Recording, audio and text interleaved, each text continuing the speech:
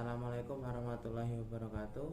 Perkenalkan, nama saya Naufalillah Maulana dari kelas 11 MIPA 5, nomor absen 21.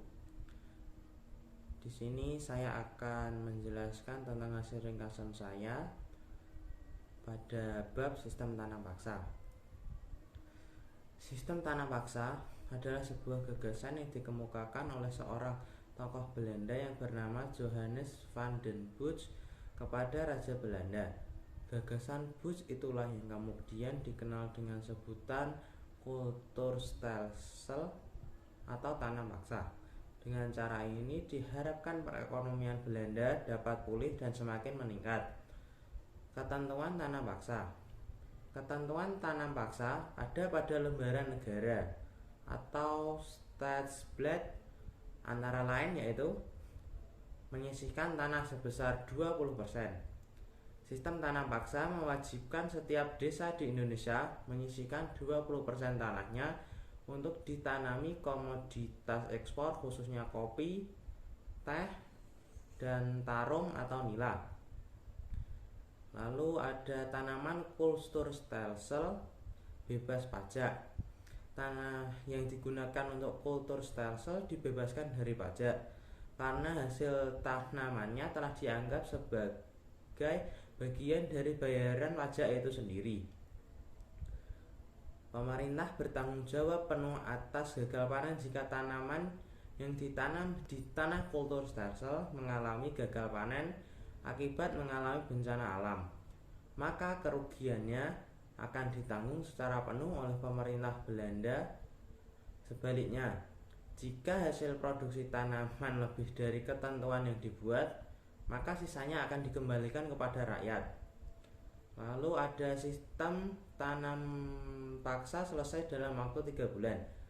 Setiap pekerja diberi waktu untuk menyelesaikan Kulturstelsel dalam waktu 3 bulan dan tidak boleh lebih.